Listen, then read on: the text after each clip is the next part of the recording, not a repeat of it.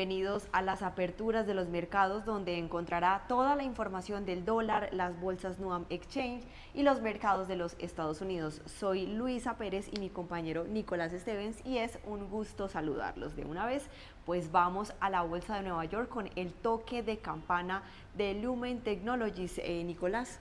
Pues démosle paso de una vez a lo que sucede en este momento en Wall Street.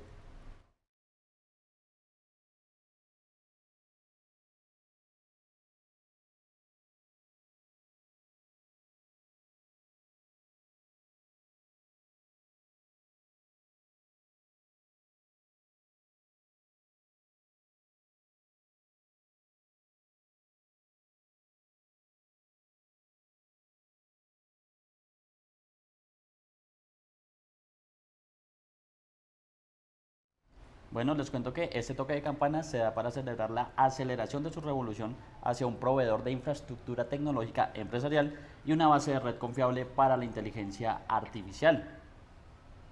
La compañía de telecomunicaciones anunció planes para expandir su red de fibra a aproximadamente 58 millones de millas hacia el 2031, con un aumento desde 17 millones de millas, teniendo en cuenta el dato de finales del 2025.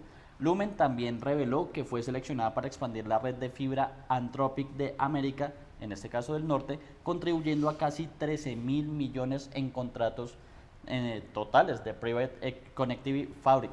Además, busca expansión de márgenes de crecimiento de flujo de efectivo libre y crecimiento de ingresos empresariales para el 2028. La compañía espera también expandir los márgenes de EBITDA ajustado de 27,1% en 2025, aproximadamente el rango de mediados del 30% hacia el 2030. La plataforma Network as a Service de la compañía ha superado los 2.000 clientes y Lumen está implementando su Multi-Cloud Gateway para acelerar el movimiento de datos a través de los entornos de distribución. La compañía está expandiendo asociaciones estratégicas con empresas tecnológicas incluyendo Palantir, Meter, QTS y Digital Realty. Durante los últimos 3 años, Lumen ha reducido su deuda y ha fortalecido la liquidez, entregando aproximadamente 500 millones de dólares en ahorros anuales de intereses y aproximadamente 1.000 millones de dólares en reducción de CAPEX. Bueno, Luisa, ahí básicamente lo que sucede con esta compañía en este toque de campana de este jueves. Claro que sí. Bueno, entonces así las cosas, revisemos cómo se comportan los principales índices de Wall Street, que como podemos observar en pantalla a esta hora de la jornada, el Dow Jones avanza con comportamiento o sentimiento positivo, 0,58%, es decir que ha aumentado más de 200 puntos en lo que va de la jornada. Empezó la jornada de buena manera en 49.768 puntos. Por su parte, el Standard & Poor's 500 vemos que también se alinea con ese resultado del Dow Jones, también avanza 0, o más bien ya viendo esto en tiempo real, vemos que contrario a ese resultado del Dow Jones, pues está retrocediendo 0,20% respectivamente en 6.931 unidades. Y por su parte el Nasdaq, vamos a ver entonces si también se comporta de esa manera negativa, tal como el Standard & Poor's 500 arrojó resultados 0,56% respectivamente, es decir que disminuye 128 puntos en 23.023 unidades. Volvamos a dar la vuelta al Dow Jones, a ver si de pronto ya actualizándose un poco la página, pues vuelve a actualizar datos. Y bueno, vemos que sigue todavía presentando ese comportamiento positivo, lo que quiere decir que Wall Street durante esta jornada, o más bien al inicio de la jornada, pues inicia de manera mixta. Les cuento que las acciones bursátiles se mantuvieron casi sin cambios este jueves, mientras los inversores evaluaban los resultados corporativos. Les cuento que las acciones de Nvidia avanzaron cerca del 1% tras publicar resultados del cuarto trimestre superiores a lo esperado, mientras que Salesforce cedió más del 1% después de entregar una proyección de ingresos débil para el año fiscal 2027. La compañía ha sido una de las más afectadas por los temores a la disrupción de la inteligencia artificial en el sector software. Los movimientos siguen una jornada positiva en Wall Street, donde el Standard & Poor's subió un 0,8%, el Nasdaq había ganado un 1,30% y el Dow Jones sumó cerca de 300 puntos. Los nombres tecnológicos como Oracle, Microsoft durante el repunte, y aunque el sentimiento en software y ciberseguridad sigue frágil por las dudas sobre su valorización en un escenario de rápida adopción de la inteligencia artificial, pues este es el comportamiento que presenta a esta altura de la jornada pues los índices que componen la bolsa de Nueva York. Bueno, Luisa, mientras entran en operación las bolsas de la región, hagamos un repaso a cómo abrió el mercado cambiario colombiano, refiriéndonos al comportamiento del dólar versus el peso local, que aquí tenemos noticia bastante importante, ya un dólar nuevamente con fortaleza, consolidado por encima de los 3.700 pesos, pero empezamos diciendo que sobre las 8 en punto de la mañana, un mercado bastante puntual en lo que respecta precisamente a la jornada de este jueves, pues arrancó con un valor inicial de 3.712 pesos, de una vez rompió ese techo de resistencia de los 3.700 pesos, teniendo en cuenta que el cierre en el spot de la jornada anterior fue de 3.687 pesos. En ese caso, pues, como les contábamos, fortaleza ya del dólar respondiendo principalmente a factores internos y externos que ya estaremos abordando. En este caso, se siguió fortaleciendo, como bien lo arroja la gráfica, una fortaleza bastante interesante del dólar en lo que respecta a esta jornada, y ya tenemos una cotización de 3.740 pesos. En promedio, la divisa se negocia en 3.735 pesos con 20 centavos, y hay que recordar que la tasa representativa del mercado que rige este jueves es de 3.703 pesos con 69 centavos. La divisa ha fluctuado entre un mínimo de 3.705 pesos, que básicamente alcanzó recién, arrancó a operar, y un máximo de 3.745 pesos, un punto máximo que vemos sobre las 9 y 13 minutos de la mañana aproximadamente. En cuanto a los volúmenes de negociación, tenemos que se han transado 590 millones de dólares en un total de 837 operaciones. Luis, ahí el panorama de este mercado cambiario en Colombia, respondiendo a datos de empleo en territorio estadounidense que ya estaremos ampliando, y en territorio local, pues a una nueva encuesta en materia política que arroja que en varios escenarios ya primera y segunda vuelta, pues el ganador sería Iván Cepeda. Entonces esto vuelve a generar incertidumbre en los mercados. Vemos dólar al alza, los test también desvalorizados durante la jornada, y pues básicamente en respuesta a lo que está sucediendo en esta jornada es a nivel más que todo político en el territorio colombiano. A propósito de la apertura de este mercado en Colombia, esto prevé nos explica Juan Pablo Vieira de JP Tactical Trading sobre el comportamiento de la divisa. Dólar en Colombia se mantiene en un rango muy consolidado, un rango que sigue respetando perfectamente los niveles que ha marcado el modelo táctico de JP, en la zona de 3.720, 3.700 como techo, ya una zona de 3.600, 3.650 como piso. En la zona inclusive de un 3.670 hay mucho apetito comprador en el mercado, más con estas encuestas que vienen saliendo tan desafortunadas, con un candidato de extrema izquierda como Cepeda punteando con tanta fuerza. Es un punto crítico en este momento que está siendo muy observado por los inversionistas. Vamos a ver cómo va evolucionando en próximos días, y realmente el catalizador grande va a ser el 8 de marzo. Es clave que esas elecciones queden muy bien, porque de lo contrario, con un Congreso en contra y con un Congreso que no sea promercado, pues por más buen presidente que quede en las próximas elecciones presidenciales, no va a poder gobernar. Entonces este es un punto que está siendo analizado en detalle por los inversionistas. Vamos a estar monitoreando muy de cerca la situación. En la región la tendencia del dólar se mantiene intacta a la baja, en Chile, en México, en Brasil, completamente bajista el mercado del dólar. Entonces aquí estamos encontrando es un piso fuerte precisamente por todo ese tema local. Vamos a estar muy atentos a eventual entrada de flujos con la capacidad de cambiar o de romper los niveles de rango. Por el momento no aparece ese flujo, por el momento los flujos siguen estando muy equilibrados, pero sí se está consolidando un piso muy fuerte entre los 3.650 y los 3.670. Bueno, y ahora revisaremos el dólar, pero en el plano internacional. Recordemos, medido a través del DXY, indicador que mide la fortaleza de la moneda estadounidense frente a una canasta de principales pares que incluye, por ejemplo, el euro, el franco suizo, la libra esterlina, el yen japonés, el dólar australiano, por nombrar los más importantes. Aquí podemos decir que este dólar a nivel internacional opera con una relativa estabilidad, ya que apenas cae 0,01%, es decir, que se ubica en 97,66, incluso ya pasa a la línea plana, ni hacia arriba ni hacia abajo se mueve este dólar a nivel internacional, tras los datos de empleo en territorio estadounidense. Eso sí, pues sigue manteniendo niveles de fortalezas, eso sí, vistos desde la semana anterior, básicamente no logró superar los 98, que hubiera sido ese nivel clave de resistencia precisamente que estaba intentando atacar, pero pues está principalmente a la espera de lo que será el índice de precios al productor en territorio estadounidense o la inflación mayorista, que también puede dar pistas de política monetaria en ese territorio, Luisa. Claro que sí, Nicolás. Y de otro lado le cuento que Estados Unidos suavizó su veto a las exportaciones de petróleo venezolano a Cuba, golpeada por una grave crisis económica y energética que preocupa a varios líderes caribeños ante el riesgo de desestabilización en la región.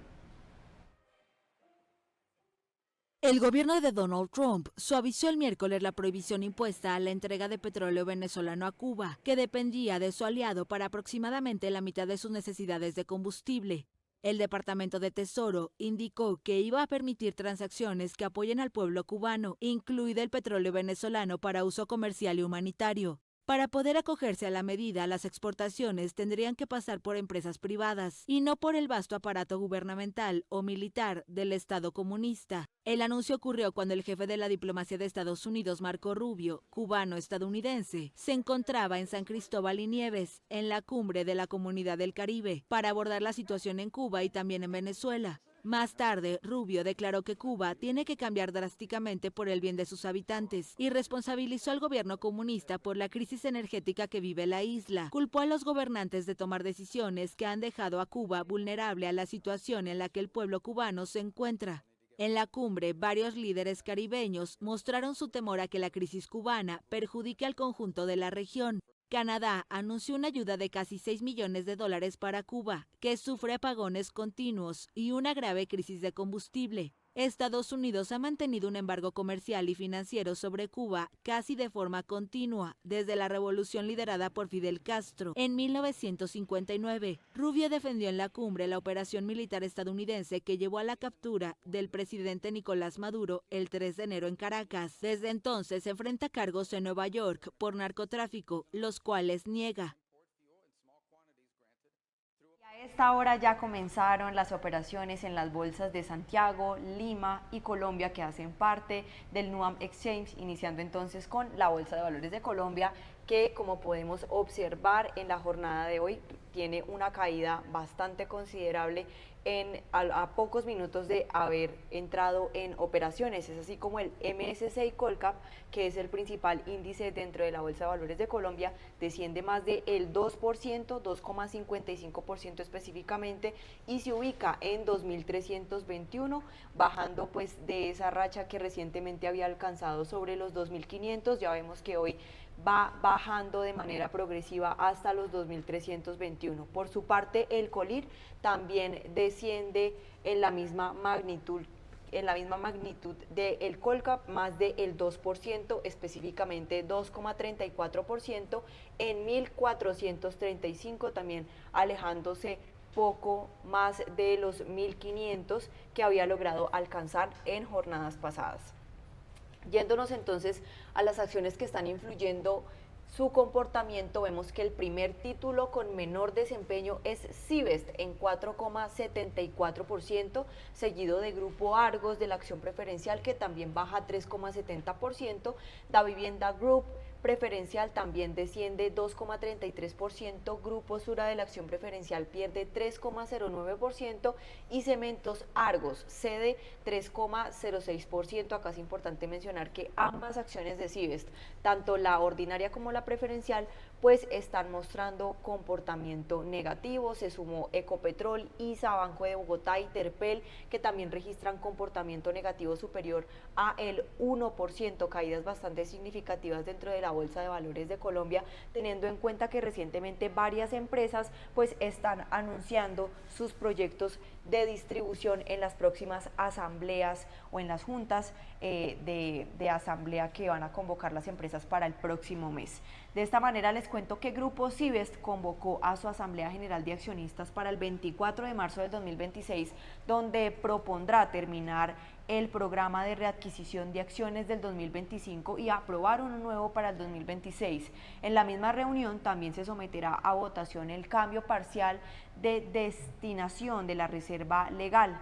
La sesión presencial en Medellín incluirá la presentación de estados financieros, informes de administradores y el proyecto de distribución de utilidades. Además, los accionistas analizarán autorizaciones para operaciones recurrentes entre el holding y Bancolombia.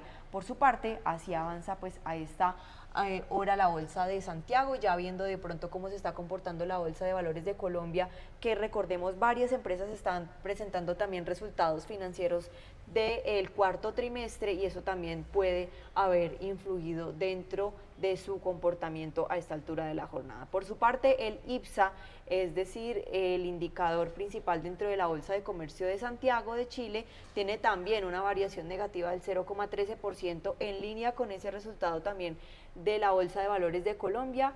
Sin embargo, pues sigue todavía manteniéndose sobre los 11.118 puntos. Ayer había finalizado la jornada con una variación superior al 1%, que lo hizo alcanzar nuevamente esos valores de 11.000 y hoy vemos pues que empezó a operar de manera negativa en esta jornada, 0,13% en 11.118. Veamos entonces a ver si de pronto hay acciones que ya están operando a esta altura de la jornada y el primer título en presentar comportamiento negativo en línea con ese resultado es la acción de Sencomols, que tiene un retroceso del 2,21%, seguido de Banco Itaú Chile, que baja 1,84%. Banco de Crédito de Inversiones se sumó ahora a la lista, es el segundo título que más desciende en 1,84%, Quiñenco también baja 1,61% y el Holding Cap también desciende 1,58%. Tengamos en cuenta que a esta altura de la jornada pues estamos viendo todo en tiempo real. Por su parte, empresas como Engie Energía Chile están operando a esta altura de la jornada en terreno positivo 1,45%, en el Américas también aumentó 1,41%, Ripley también vemos que tuvo un avance del 1,40%, SMU también vemos que tiene un comportamiento positivo a esta altura de la jornada de 1% y el resto de acciones como Falabella, en el Chile, Parque Arauco, Colbún también presentan comportamiento positivo a esta altura de la jornada, teniendo en cuenta que, por ejemplo, empresas como Falabella recientemente presentaron sus resultados financieros, donde en el cuarto trimestre tuvieron una utilidad superior a el 180%, un alza bastante considerable dentro de esta acción, y también teniendo en cuenta que recientemente Engie Energía Chile pues va a adquirir una nueva planta en Reino Unido. También pues entre los negocios que recientemente concretó el día de ayer, Engie Energía Chile pues firmó una promesa de venta de Puerto Andino por 58,9 millones de dólares. La empresa suscribió un contrato de promesa de compraventa con Puerto Ventanas, y Puerto Ventanas, digamos que está ubicado en la región de Antofagasta. Fue diseñado como una terminal mecanizada para el manejo de graneles asociados principalmente a centrales de termoeléctricas y a la minería. Esta transferencia tiene, digamos, un alcance cercano a los 6 o 7 millones de toneladas anuales de carga granel, y pues esta claramente, esta venta pues es importante, o esta adquisición es importante para Engie Energía Chile. Y pues también recientemente en el Américas presentó su proyecto de distribución. En otras noticias del mercado chileno, les cuento que BTG Pactual inscribió 2 nuevos ETFs en el mercado chileno, uno enfocado en acciones latinoamericanas y otro en renta fija local de largo plazo, alcanzando 5 fondos cotizados domiciliados en el país. Los instrumentos buscan ampliar las alternativas de inversión pasiva en un contexto de mayor demanda por productos indexados. El ETF de renta fija aplicará un índice de bonos corporativos y bancarios de alta calidad crediticia, mientras el ETF regional invertirá en acciones de Brasil, Chile, Colombia, México y Perú mediante cuotas de otros fondos. La gestora había debutado en este segmento en el 2025 y continúa expandiendo su presencia en la industria de inversión pasiva local.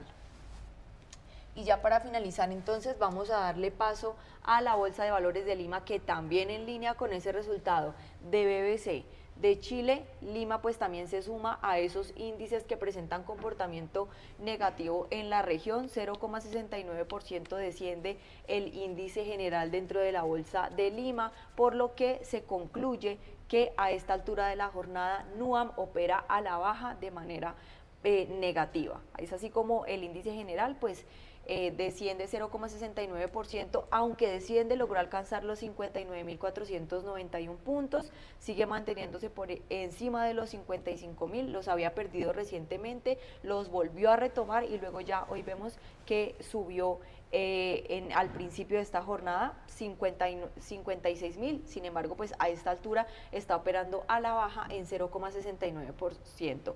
Por su parte, el Select, que reúne a las 14 acciones más cotizadas dentro de la bolsa limeña, también desciende 0,47% y se sostiene todavía por encima de los 1.400 puntos, específicamente pues opera alrededor de los 1.434. De otro lado, les cuento que en noticias del mercado limeño, Perú redujo 2.769.000 toneladas métricas finas de cobre en el 2025, un aumento del 1,2% frente al 2024 y el mayor nivel histórico del país. El resultado respondió a la continuidad operativa de las minas, con Souter Perú, Las Bambas y Cerro Verde como principales productores y con Moquegua, Arequipa, Apurímac y Ancash, que han concentrado más del 60% del total. En diciembre se produjeron también 18,6% más que en noviembre, pero 2,2% menos que un año antes, y pese a esta caída puntual, el desempeño anual consolidó la expansión del sector minero peruano y confirmó la recuperación de volúmenes a lo largo del año. Bueno, y principalmente, Luisa, lo que pasa en materia de la integración NUAM, todos los mercados en rojo, Colombia cayendo especialmente fuerte, y pasamos nuevamente a hablar de los mercados de los Estados Unidos. Pues les cuento que los rendimientos de los bonos del Tesoro en ese país se mantienen prácticamente sin cambios este jueves. Esto mientras los inversores esperan algunos datos económicos y sobrepasan, o mejor, sopesan el estado de la economía estadounidense.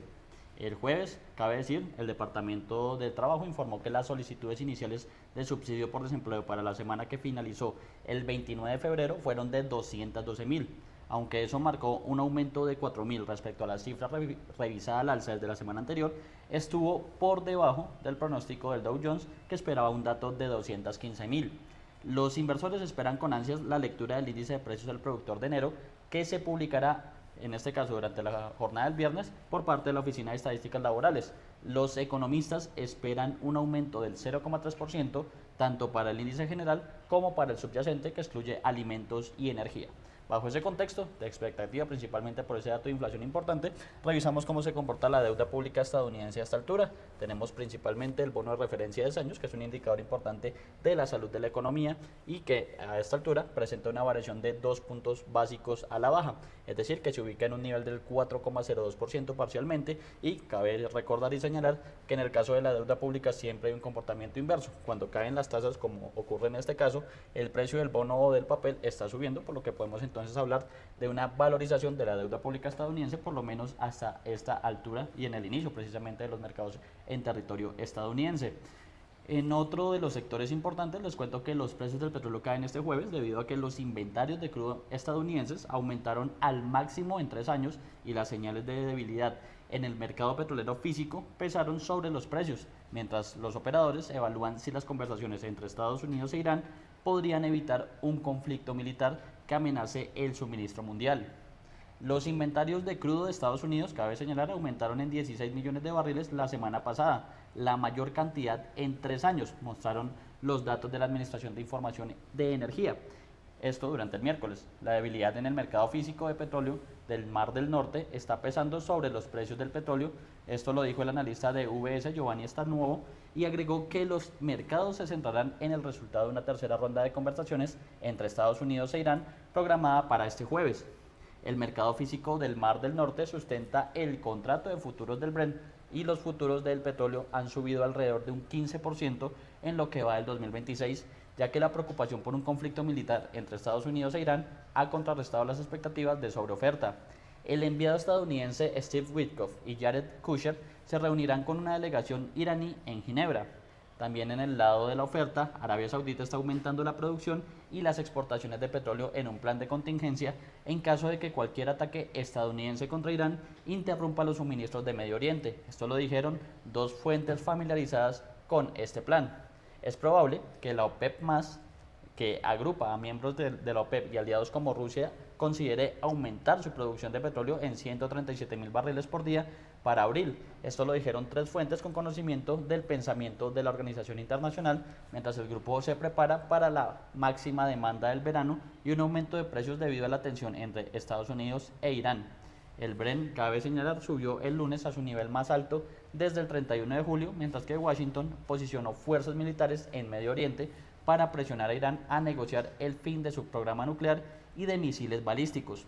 Un conflicto prolongado podría interrumpir los suministros de Irán, que es el tercer mayor productor de petróleo, en este caso dentro de la OPEP+, y cabe señalar otros exportadores también de Medio Oriente que pasan también por el estrecho de Hormuz. Bajo ese contexto, pues revisamos cómo se comportan las principales referencias del petróleo, comenzando por el Brent, de referencia europea y a su vez de referencia mundial, que cae un poco con fuerza, si se quiere, en esta jornada del jueves. Ya el retroceso en este momento es del 1,06%, 1,07%, obviamente variaciones en tiempo real, como lo estamos viendo, y ya pierde el nivel de $71 que había mostrado en jornadas anteriores. También lo perdió durante la sesión anterior y pues sigue extendiendo entonces esa racha de pérdidas, por lo menos en esta sesión.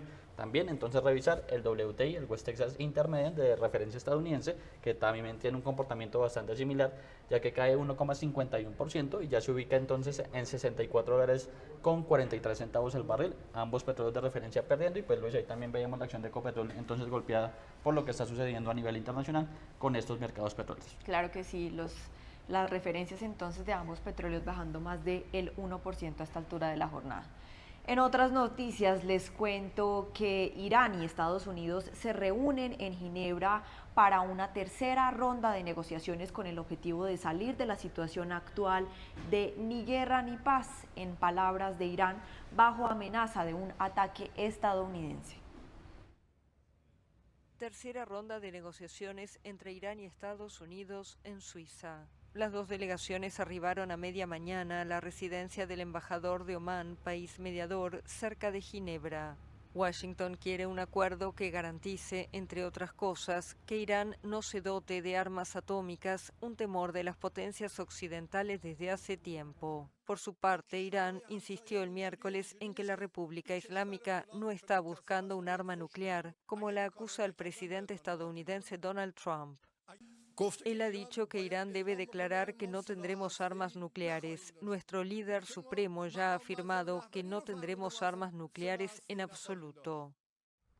Otro tema en discordia es el programa balístico iraní. Washington quiere tratar esa cuestión y también el respaldo de Teherán a grupos armados hostiles a Israel. Pero el gobierno iraní subrayó el miércoles que las conversaciones se centran en la cuestión nuclear y en el levantamiento de las sanciones que pesan sobre su país. Ambas partes han asegurado que privilegian la diplomacia, pero al mismo tiempo Trump envió al Golfo un dispositivo militar masivo e Irán prometió reaccionar con fuerza en caso de ataque. Bueno, 10:05 minutos de la mañana.